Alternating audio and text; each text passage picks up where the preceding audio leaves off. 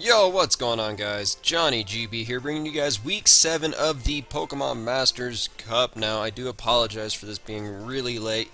I was actually away from my computer since last Thursday, so I have not gotten a chance to record this battle at all. You guys did see the team builder, but now this is the actual battle.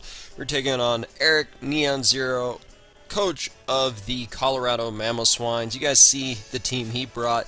He brought Ambipom, Bisharp, Jolteon, Goodra, Chandelure, and the Umbreon. We're going to kick right off in the battle. Now, this is a battle I felt fairly fine with. I felt like my team matched up very well. He did have some Pokemon that did threaten me, so he's going to lead off with Corn, his Ambipom, as I lead off with my Kecleon. Now, first thought, I'm thinking this is probably a Life Orb fake out Ambipom. So I'm just going to go straight out to my Spiritomb, see what he's going to do, see if he fakes out or anything. But instead he goes for the taunt, so very good prep on his part, being able to bring the taunt for my Kecleon and my Spiritomb. It's actually going to do a lot, and he's going to go for the knockoff, get a critical hit, knock off my leftovers, as I'm just going to go for the Dark Pulse, which does an okay amount of damage, and then he's going to reveal his leftovers.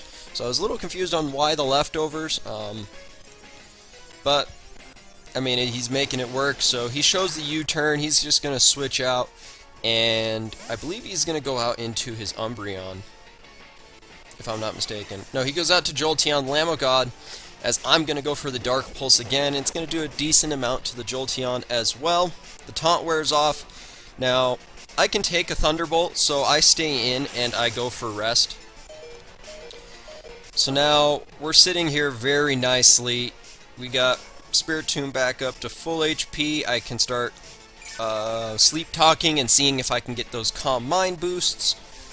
And that is my goal, but I decide, you know what, let's get out. Let's go into my Kecleon. I can take on this Jolteon's hits. I'm bulky. And that is what I'm planning to do, as he's going to get the paralysis there on the Thunderbolt, which is a shame. I'm going to get the leftover recovery, which, again, just really helps my Kecleon stay alive versus this Jolteon. Now, I'm going to try to get my Stealth Rocks up. I feel like I need to get my Stealth Rocks up, as he's going to get a crit on the Volt Switch, and I just couldn't believe it. I'm like, oh my. He's gotten 2 crits, he got the para, it's not going to go my way this battle. And he brings in his Chandelure at a very good time, actually, because he wanted to bring it in before the Stealth Rocks got up, and right now at this point, not much my Kecleon can do, except pretty much be death fodder at this point.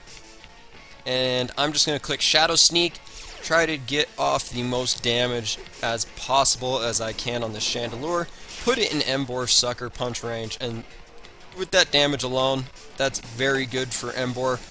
And now, he's going to trick a Choice Scarf onto my Kecleon, which allows actually my Kecleon one more turn of Shadow Sneak to deal even more damage to the Chandelure, so that works out even better for me, as we're going to put Chandelure in pretty low health. Almost gets the KO. Had I gotten probably a high roll on the first Shadow Sneak, we would have taken out the Chandelure. But Kecleon's going to fall. It did what it needed to do. It weakened this Chandelure. And I'm just going to send out my Emboar. Probably a dead giveaway that I was Sucker Punch. As he's going to withdraw, I do show the Sucker Punch here, and he goes out to Kill Switch the Goodra. Now, I was really unsure what this Goodra was going to be, because Goodra does get a very good move pool with Ice Beam, Thunderbolt, Earthquake, and he did a very good job of exploiting my Earthquake weakness here. I thought he was just going to go for the special move, such as, I was really anticipating Dragon Pulse or something, and instead showed off the Earthquake. Good thing we got our physically defensive Tentacruel here to take the hit. Now, his Pokemon, he has an Umbreon, he has the Goodra, and he has the Ambipom. So none of those Pokemon like Toxic Spikes, so I feel like I needed to get these up, because if I can poison Umbreon, Yes, it can have Heal Bell, but if I can poison it, I feel like I'm in a very good spot trying to KO it later on in the game. But we're just going to get those 2 Toxic Spikes, so Umbreon's now going to be severely poisoned. He could have Heal Bell, and we're going to be down fairly early right now. We're sitting here at 6-4, and his Chandelure does die to Stealth Rocks on entry. Here comes my Tapu Lele.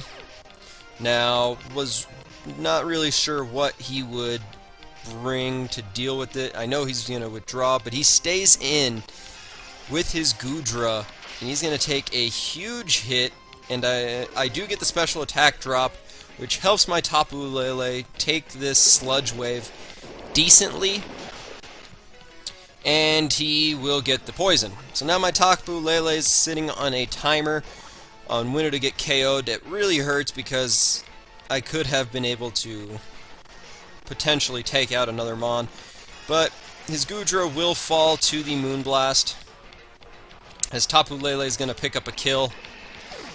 Now here comes Bisharp, very obvious Bisharp switch in. Now Tapu Lele, again, if you guys saw, the team builder was sped to outspeed max speed Bisharp. I was fearing Sucker Punch at this point. I did have Focus Blast, but it's better I just get the damage off on the Bisharp than honestly really trying to risk hitting a Focus Blast. Because now this allows Emboar to come back in, and I have Bulk Up on this Emboar, and I can set up on Bisharp.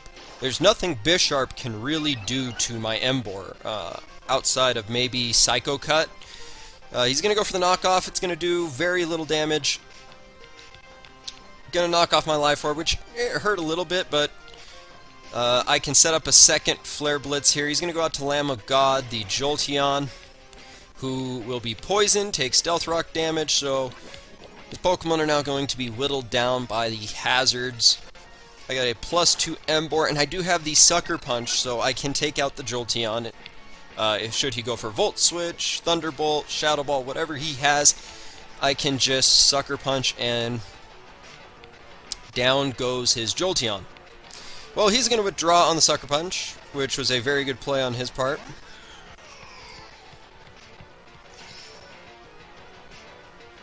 And he goes out to Chandelure, so Kecleon will pick up a passive kill there for the Stealth Rocks. As we're slowly climbing out of this hole, he's going to go out to Corn, the Ambipom now.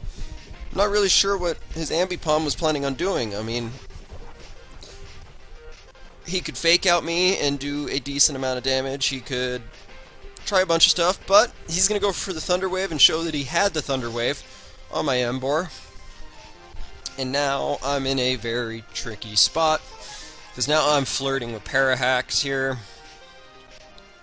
Now, I'm going to just go straight for the Flare Blitz on this turn, just seeing if he's going to switch, if he's going to stay in. You're going to see the U-turn there. Does very little damage, I think 2 or 3 damage to my Emboar. And something's about to get hit with a Flare Blitz. He's going to go out to Trivium, the Umbreon, who's going to take Stealth Rock damage, who's going to get poisoned, but those aren't going to matter because Umbreon does not take a +2 Flare Blitz well at all. And now Emboar's in a great position to clean up sweep.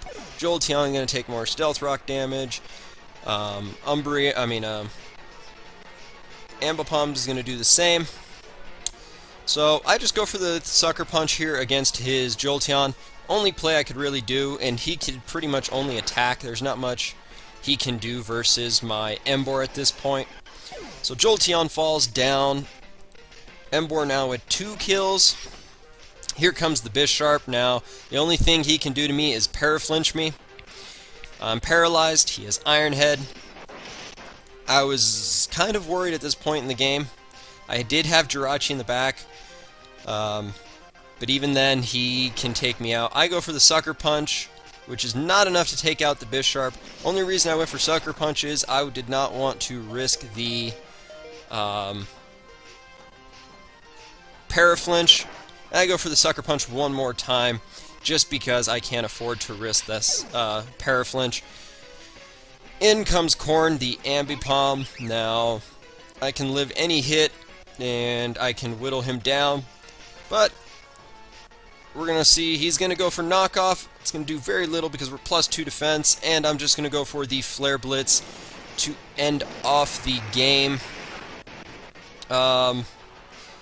Probably could have gone for a different move like Sucker Punch, and Emboar will fall to recoil. So Emboar ends up going 4-1 this game, being able to sweep late in the game with the bulk up set. It's a set that I'm starting to love.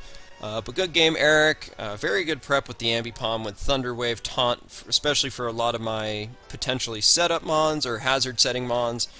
Being able to use his fastest mon that he has on the team. Also bringing Goodra with Earthquake, seeing that my team is severely weak to ground. That is a very good prep on his part.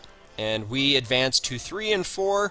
We're just outside of actually, after this week, we are in a playoff spot because of differential. Do need a win next week against Cloud Envy and the Hamden Hydreigon, so hopefully we can pick up that win and advance to 4-4. That way we are a little bit safer in the playoff race. But if you guys enjoyed this battle, go ahead, leave a like on the video, comment your guys' support, and subscribe to the channel for more Pokemon Wi-Fi battles. I am Johnny GB, and I'm out.